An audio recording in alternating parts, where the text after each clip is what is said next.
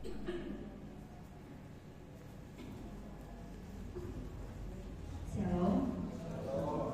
Puji nama Tuhan, kembali kita berkumpul pada sore hari ini dalam doa ibadah dan dalam Alkitab.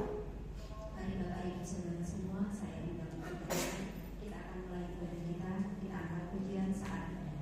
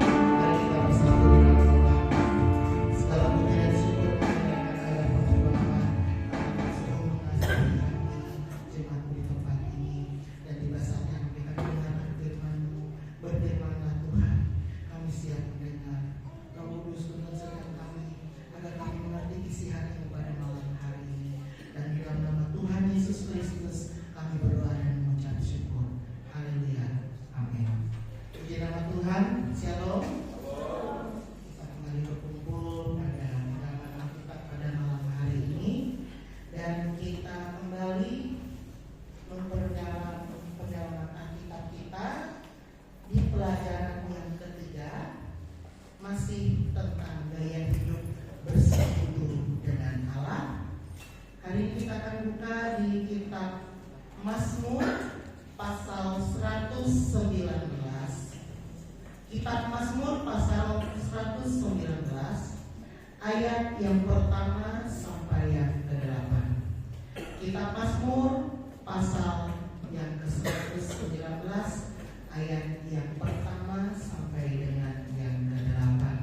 Saya akan bacakan untuk kita sekalian dengan judul perikop, bahagianya orang yang hidup menurut Taurat Tuhan. Saya mulai dari ayat yang pertama. Berbahagialah orang-orang yang hidupnya tidak bercela, yang hidup menurut Taurat Tuhan. Berbahagialah orang-orang yang memegang peringatan-peringatannya, yang mencari Dia dengan segenap hati, yang juga tidak melakukan kejahatan, tetapi yang hidup menurut jalan-jalan yang ditunjukkannya. Engkau sendiri telah menyampaikan titah-titahmu supaya dipegang dengan sungguh-sungguh. Sekiranya hidupku tentu untuk berpegang pada ketetapanmu, maka aku tidak akan mendapat malu, sebab aku mengamati segala perintahmu. Aku akan bersyukur kepadamu dengan hati jujur, apabila aku belajar hukum-hukummu yang adil. Aku akan berpegang pada ketetapan-ketetapanmu. Janganlah tinggalkan aku sama sekali. Haleluya, puji nama Tuhan. Kita masuk ke sub pembelajarannya yang hari ini, yaitu bahagianya orang yang hidup menurut firman Tuhan.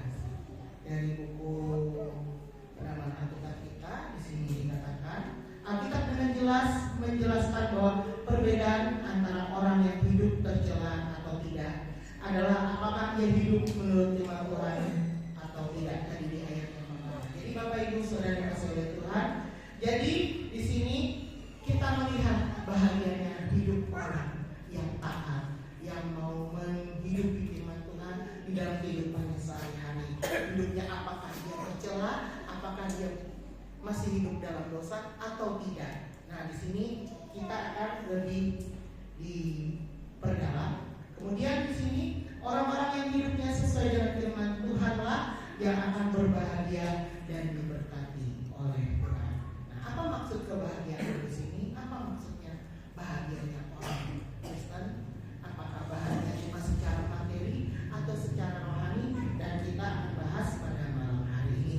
Dan di sini kebahagiaan yang dimaksud itu, berkat yang dimaksud itu adalah bukan seperti orang-orang berlomba-lomba mengejar kebahagiaan sekalipun dengan menggerogoti kebahagiaan orang lain, tetapi kebahagiaan yang sebenarnya bersumber pada kehidupan yang bersih, berkepribadian seimbang, benar dan jujur di hadapan Allah.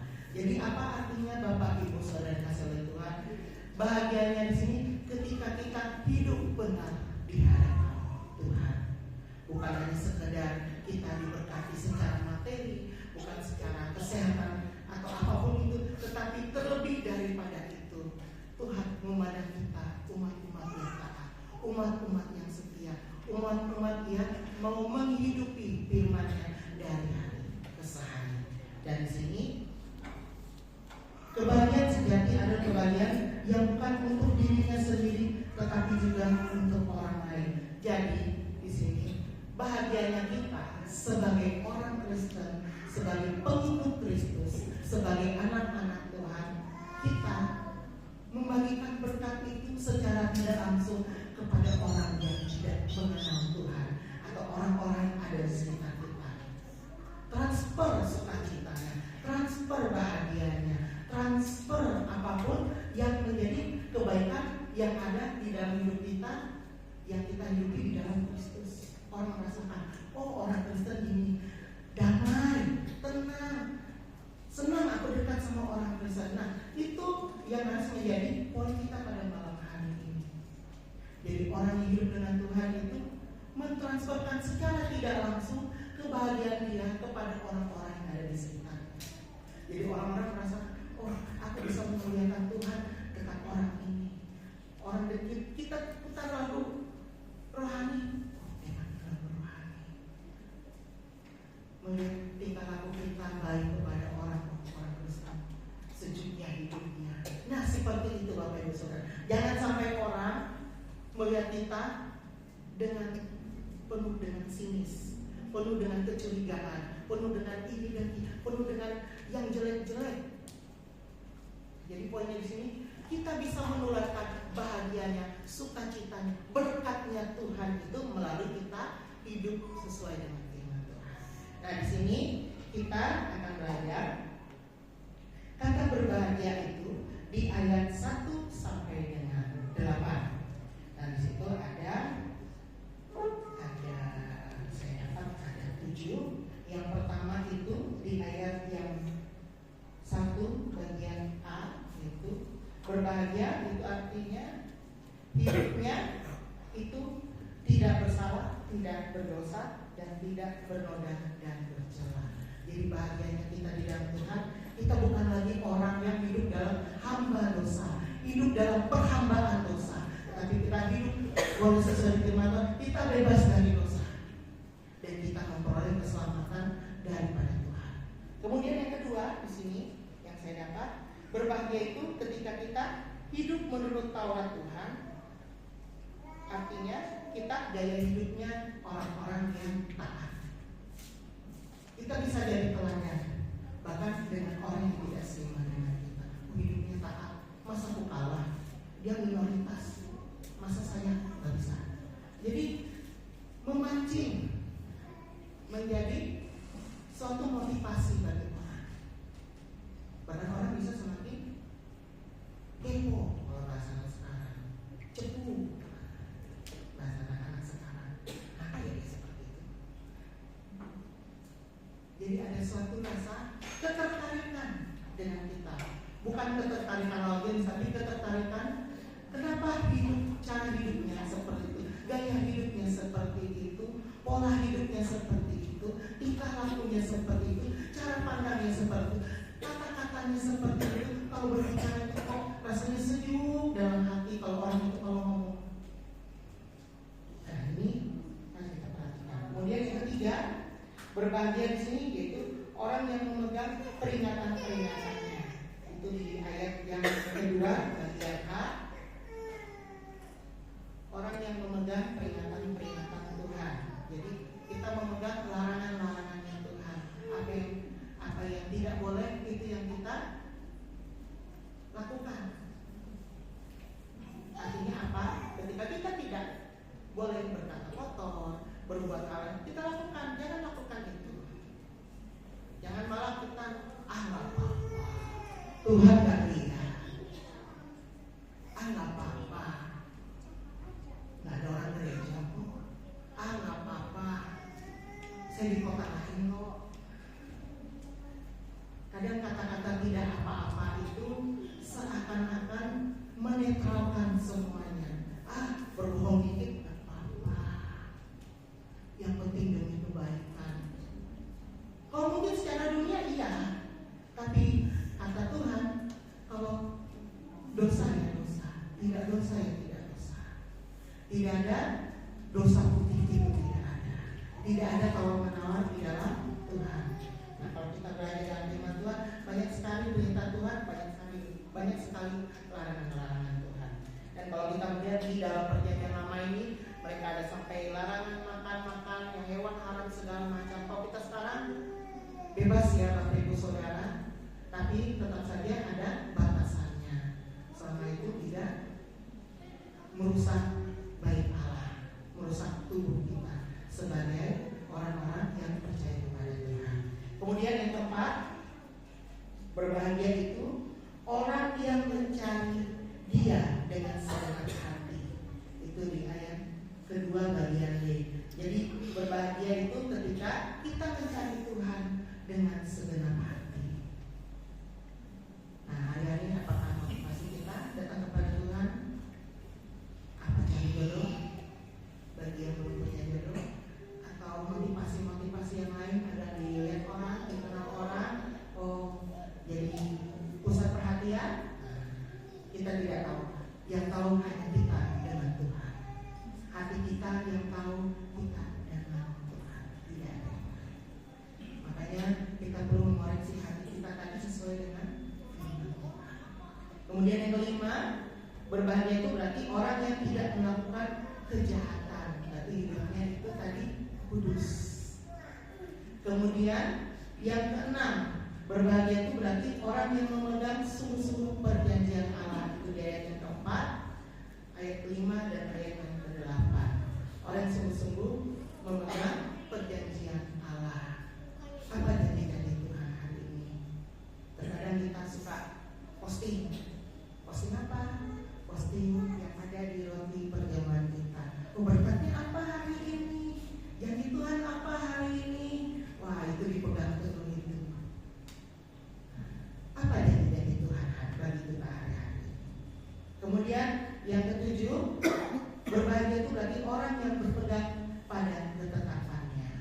Apa yang ditetapkan Tuhan itu tidak boleh kita langgar. Itu di ayat yang ke-8. Dan di sini untuk berpegang pada Taurat Tuhan, kesadaran saja tidaklah cukup. Jadi Bapak Ibu Saudara, sadar itu nggak cukup. Oh, saya nggak boleh berkata kotor. Oh, saya tidak boleh berbuat hal jahat di mata Tuhan. Tidak hanya kita sadar, tetapi dibutuhkan komitmen. Jadi kita sebagai orang percaya itu perlu komitmen. Kenapa? Agar tidak melakukannya. Terkadang kalau kita cuma sadar, kadang seperti makanan ya. Oh, ada makanan, misalnya teh, es teh. Aku lagi radang, tapi kan orang radang nggak boleh minum es, ngicip aja nggak apa-apa. Kita sadar nih nggak boleh nih, kita sadar, tapi kita coba. Jadi sadar aja tidak cukup, perlu komitmen. Oh, sebelum saya sembuh, saya tidak akan menyentuh es. Komitmennya ada. Nah, jadi sebagai orang percaya, kita tidak hanya berkata, oh itu dosa, oh itu dilarang Tuhan. Tapi apa komitmen kita untuk tidak melakukannya? Nah, itu perlu kita tanamkan di dalam hidup kita. Ada komitmen, tidak hanya sekali, tapi setiap hari.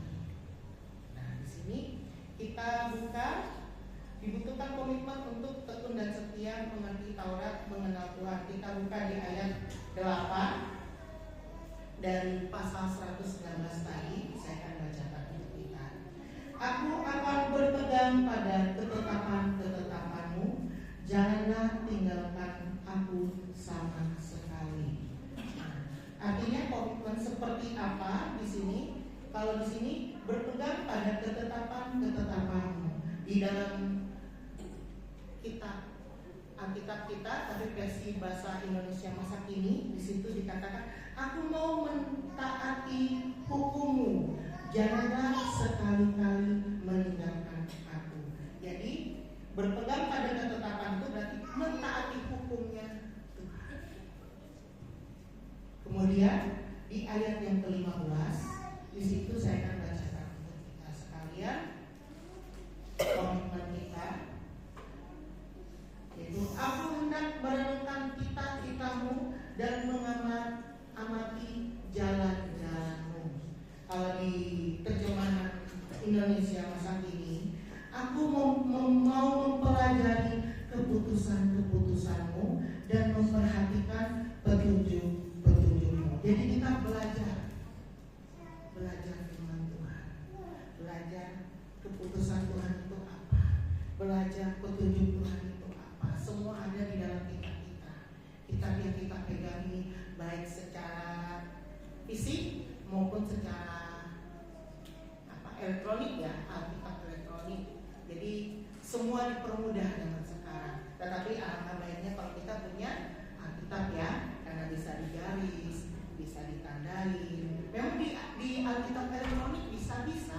Cuma kalau misalnya ada yang seliweran, misalnya kayak WA, itu kadang bisa mengganggu fokus kita. Dan kemudian kalau misalnya aplikasinya itu error dan harus kita uninstall, tanda-tanda yang kita kasih di Alkitab elektronik itu akan hilang. Jadi alangkah lebih baiknya kalau kita punya Alkitab fisik, kita bawa, kita garis. Oh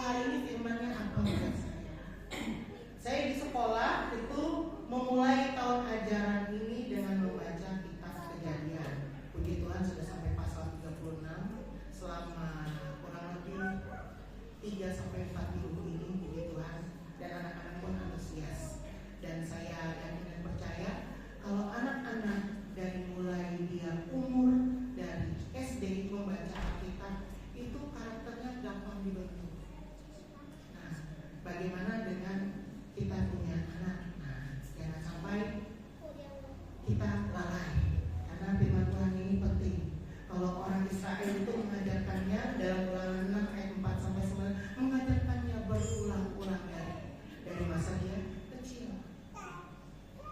Sebelum tidur iya, di mana-mana dipelajari. Jadi Taurat Tuhan itu nempel. Tapi tidak hanya nempel, kalau kita orang percaya harus dilakukan, harus ada komitmen tadi. Kemudian di ayat yang ke-16 di sini komitmen apa? Yaitu saya akan bacakan ayat yang ke-16. Aku akan bergemar pada ketetapan-ketetapanmu, firman-mu tidak akan kulupakan. Kalau di Indonesia saat ini itu, ketetapanmu membuat aku senang, ajaranmu tak akan kulupakan. Jadi perintah Tuhan itu harus kita senangi, baru kita bisa masuk firman itu. Kalau sudah dari awal kita tidak menyukai, tidak senang dengan firman Tuhan, jangankan lengket, membacanya pun malas. Ya Bapak Ibu Saudara, jangankan lengket, membacanya pun malas. Kenapa? Karena tidak ada ketertarikan. Jadi komitmen itu tidak akan ada kalau kita tidak senang. Contohnya, kita senang memasak, tetapi kita malas, kita capek pas bumbunya. Apakah makanan itu akan jadi? Bisa saja jadi kalau pakai bumbu instan, tapi apakah sesuai dengan resep enaknya? Tentu tidak. Jadi Bapak Ibu Saudara, komitmen hidup di dalam firman Tuhan itu harus kita tanamkan di dalam hidup kita. Karena ini masih ada waktu sebelum Tuhan datang. Ayo gaskan. Kalau gaspol, gaskan. Jadi jangan sampai kita terlambat. Karena zaman sekarang, zaman teknologi semakin canggih, kita semakin santai dengan hidup kita. Saya pun merasakan hal yang demikian. Karena dengan adanya Alkitab elektronik, kadang-kadang kita bisa buka lewat HP. Kadang-kadang kita bisa cari tafsir. Artinya apa sih? Tambah kita harus merenungkan. Kalau zaman saya sekolah Alkitab dulu harus baca sampai 50 kali satu ayat. Aduh, bagaimana capeknya. Jadi biar dapat, oh hikmat Tuhan itu sampai dapat, baru kita menemukan. Zaman sekarang canggih, tafsiran banyak. Bahasa Ibrani Yunani berhamburan di internet, di Google, banyak sekali. Gak kurang kita belajar. Tapi bagaimana kita memanfaatkan itu untuk kemuliaan Tuhan. Nah sekali lagi itu komitmen kita. Bapak Ibu Saudara kasih bilang itu komitmen kita. Kalau kita buka di HP banyak sekali. Mau sampai TikTok pun ada yang lain. Pendeta ini tafsirannya banyak. Kita buka satu-satu, ada renungan pagi pun ada semua. Tinggal komitmen kita.